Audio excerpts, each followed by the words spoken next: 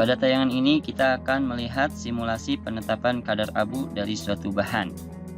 Meskipun Anda hanya melihat secara visual saja terkait dengan penetapan kadar abu, namun Anda dituntut untuk paham serta mampu melakukan penetapan kadar abu secara langsung di laboratorium. Oleh karena itu, terlebih dahulu Anda ditugaskan untuk pertama, membuat jurnal praktikum di jurnal yang Anda miliki. Kedua, sesuaikan jurnal tersebut dengan prosedur praktek yang ada pada tayangan simulasi ini. Ketiga, perhatikan dan catat setiap apapun yang terpenting yang terdapat pada tayangan seperti bobot penimbangan cawan, bobot bahan, dan lain sebagainya.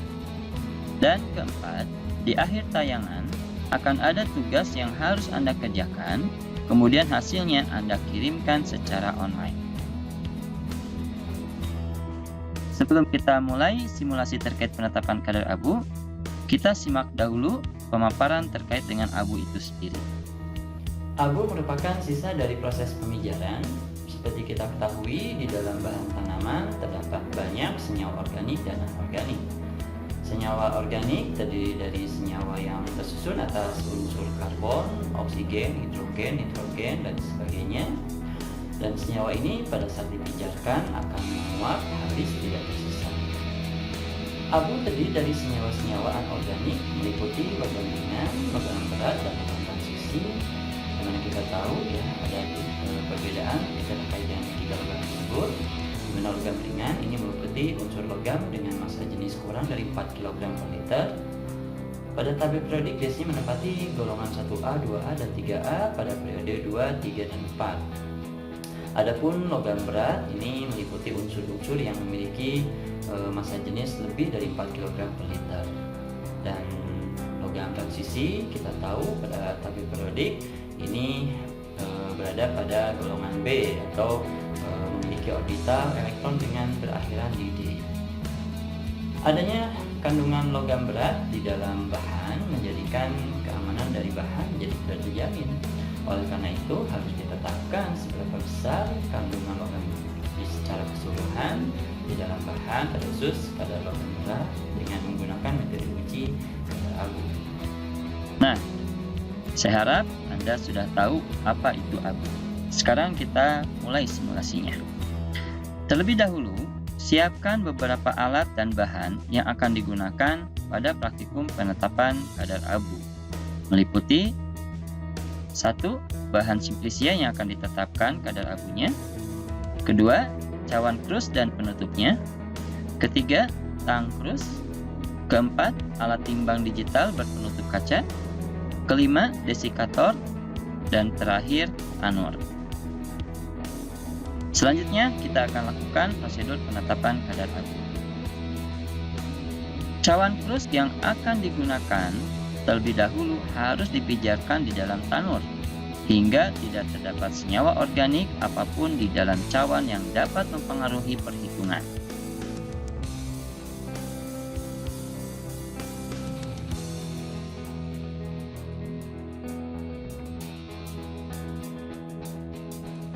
Setelah menutup tanur, kemudian suhu tanur diatur hingga diperoleh suhu antara 500 hingga 600 derajat Celcius.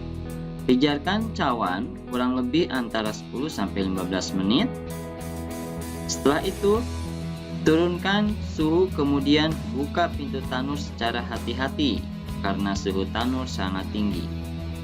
Gunakan tang krus dan sarung tangan tebal untuk mengambil krus dari dalam tanur.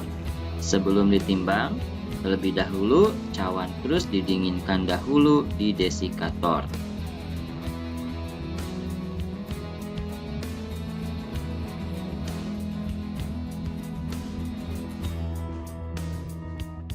Timbang cawan krus yang sudah dipijarkan tadi di timbangan analitik digital.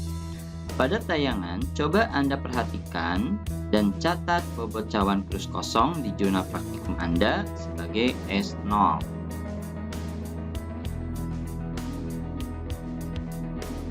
Tara timbangan hingga diperoleh angka 0, kemudian masukkan bahan yang akan diukur kadar abunya, dan coba Anda perhatikan jumlah bahan yang ditambahkan pada tayangan.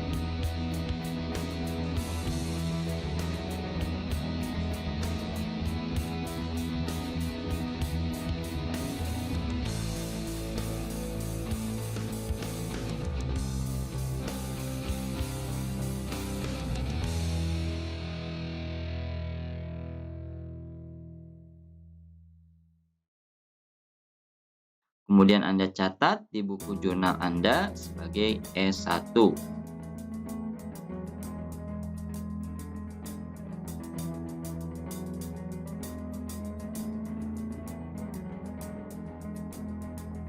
Kemudian masukkan cawan krus yang telah berisi bahan tersebut ke dalam tanur. Jangan lupa gunakan tang krus untuk membantu Anda memasukkan cawan krus tersebut. Berikutnya, atur suhu tanur pada posisi 100 derajat Celcius, kemudian tingkatkan terus hingga suhu diperoleh antara 450 sampai 600 derajat Celcius. Tunggu hingga proses pemijaran selesai. Baik, mari kita simak dahulu apa yang terjadi pada saat proses pemijaran terhadap bahan. Senyawa organik apabila dipijarkan, maka akan bereaksi dengan oksigen membentuk senyawa yang mudah menguap pada suhu pemijaran.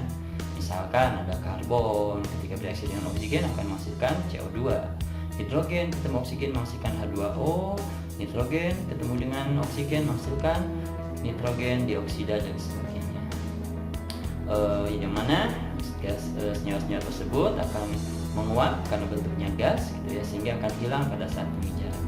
Sedangkan logam-logam anorganik saat pemijaran justru tidak akan hilang, dia akan bereaksi dengan oksigen membentuk suatu logam oksida. Ya, contoh ada kalium oksida, natrium oksida, peroksida, zinc oksida dan sebagainya. Di mana logam-logam ini pada saat pemijaran akan tertinggal dan akan menjadi abu. Oke, sekarang Anda sudah tahu apa yang terjadi pada saat proses pemijaran.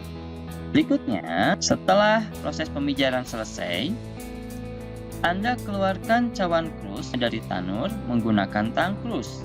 Kemudian, simpan di dalam desikator.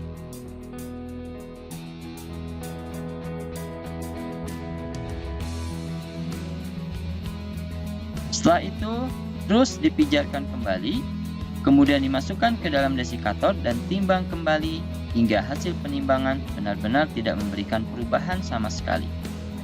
Timbang cawan krus yang berisi abu yang tersisa, kemudian Anda catat bobotnya di buku jurnal kerja Anda sebagai S2.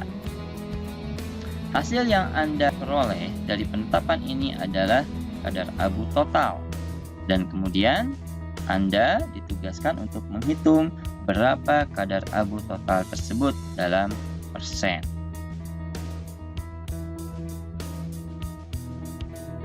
Berikutnya, bagaimana cara kita menentukan bobot kadar abu tidak larut asam? Mari kita simak dahulu apakah yang dimaksud dengan abu tidak larut asam, kemudian apa tujuan penetapan tersebut. Baik logam ringan, logam berat maupun logam transisi memiliki karakteristik yang berbeda. Logam ringan apabila direaksikan dengan suatu senyawa asam, ini akan membentuk garam yang larut di dalam air. Sedangkan logam transisi dan logam berat apabila direaksikan dengan asam, ini justru akan membentuk suatu senyawa logam kompleks ya, yang tidak larut di dalam air. Di mana logam akan berfungsi sebagai inti, sedangkan asam akan berfungsi sebagai ligan. Oleh karena itu, kita akan mengenal ada istilah penetapan kadar abu larut air dan kadar larut asam.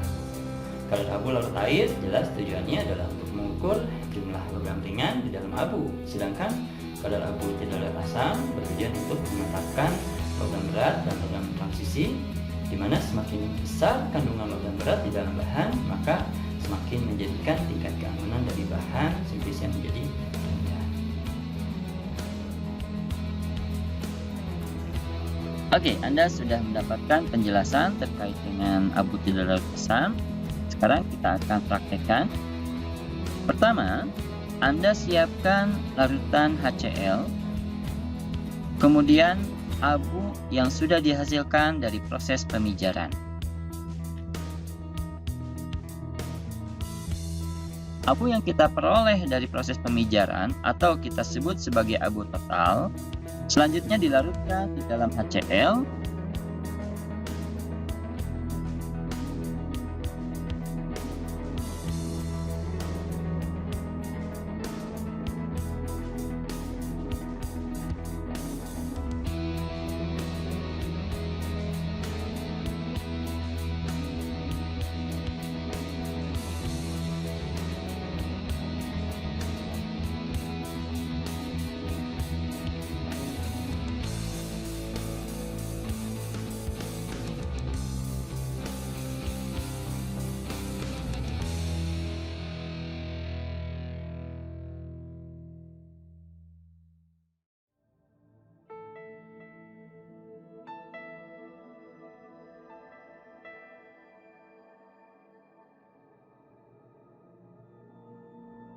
Kemudian, bagian yang tidak larut dalam asam tersebut selanjutnya disaring dengan kertas saring bebas abu.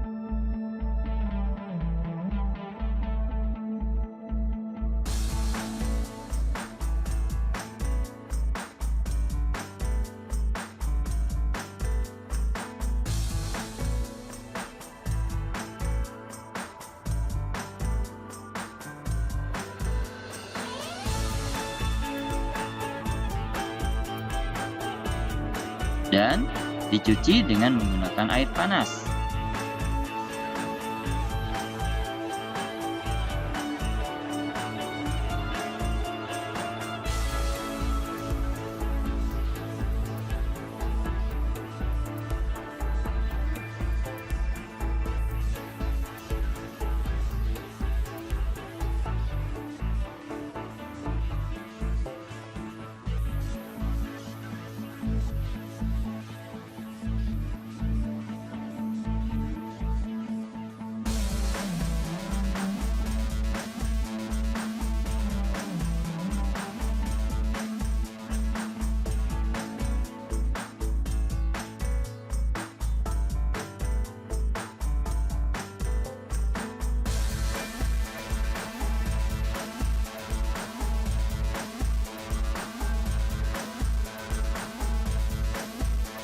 Kemudian, ampas yang tersaring, berikut kertas saringnya dimasukkan ke dalam cawan krus dan selanjutnya dipijarkan sama seperti pada penetapan kadar abu total.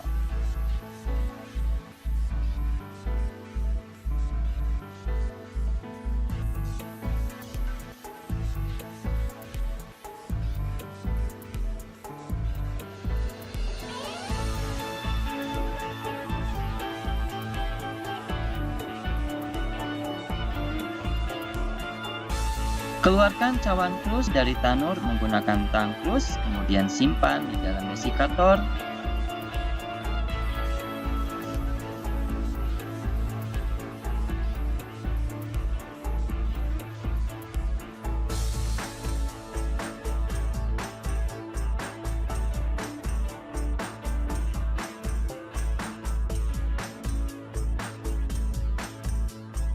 Timbang cawan krus, kemudian Anda catat bobotnya. Krus dipijarkan kembali, kemudian dimasukkan ke dalam desikator dan ditimbang kembali hingga hasil penimbangan benar-benar tidak memberikan perubahan sama sekali. Dan berikutnya, hasil yang Anda peroleh, Anda catat dan Anda hitung berapa kadar abu tidak larut asam dihitung dari bobot simplisia yang sebelumnya digunakan.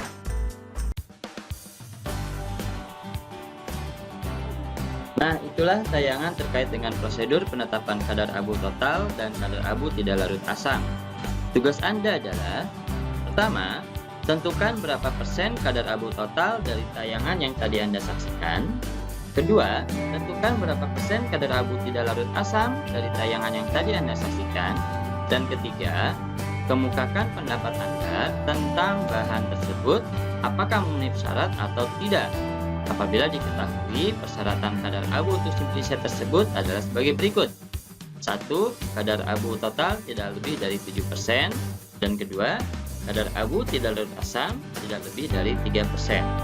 Kirim jawaban Anda melalui form assignment yang ada di e-learning. Demikian yang bisa saya sampaikan. Kita ketemu lagi pada modul berikutnya.